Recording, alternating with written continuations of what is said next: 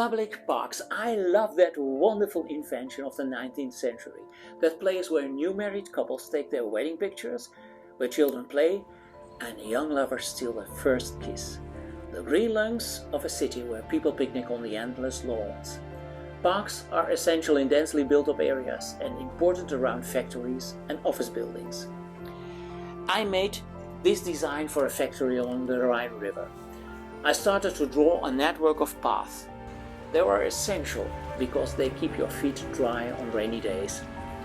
On these paths, employers and employees can take a refreshing walk or lunch on one of the several benches along the route. They can take a short nap in the shade of a tree on one of the lawns. Trees and shrubs are essential. They decide if spaces are open or screened. In short, they control the views. Trees provide shade and refresh the fumes of the nearby chemical industries.